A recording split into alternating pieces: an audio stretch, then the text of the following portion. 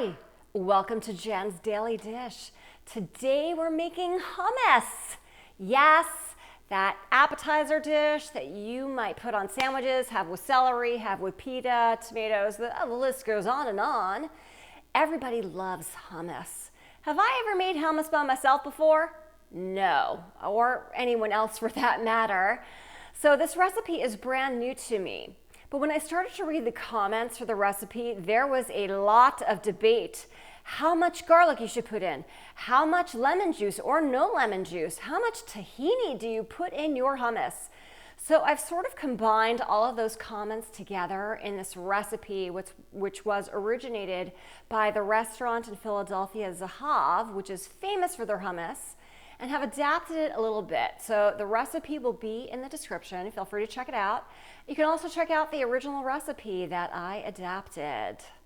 We're also making it because the minute you're seen on the plate, all eyes are on you and they all just want to taste.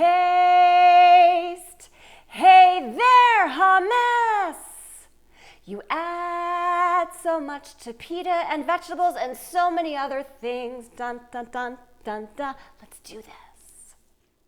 One of the things that I decided to include was boiling the chickpeas for about 20 minutes first with 1/4 teaspoon of baking soda. Here's the deal. You know, beans are good for your heart. Well, we don't need to continue the phrase. Garbanzo beans will do the same thing for your body. They are high in fiber, high in protein, really good for you. But for some, they can wreak havoc. So by adding this baking soda in, supposedly it gets rid of all of that and takes the skins off of those garbanzo beans. What could be better? So let's try this part of that comment. Medium heat. Garbanzo beans. Add the liquid they came in, or you could just dump the whole can in. Here's your baking soda. Let boil for about 20 minutes. In your food processor, add 1 to 2 garlic cloves. This is a very large garlic clove. I'm adding it in. Again, controversy over how much garlic to put in. Add some lemon juice. I'm adding in 1/2 can of tahini. Again, this is controversial. Some people say add the whole thing in. Some people say half, only 1/4 cup. I'm splitting the difference here. 1/2 is going in. For those who aren't aware, tahini is the puree of roasted sesame seeds. It is loaded with protein. One of those jars, 16 ounces, has well over 60 grams of protein in it, so good to know.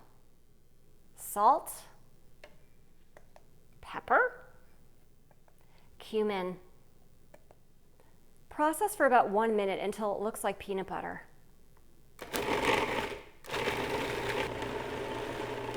Stream in a little bit of ice water until it looks like smooth and creamy and is the color of sand. Add in your rinsed chickpeas. Get out the skins as much as possible, but it's okay if they're in there. Fun fact, 1 can of chickpea/garbanzo beans has 21 grams of protein and 14 grams of fiber. Wow. Process the chickpeas for about 3 minutes until it's very, very smooth. Scrape down the sides as you go.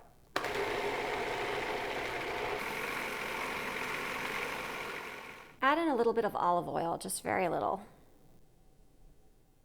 All right, the hummus looks great. It is smooth and creamy.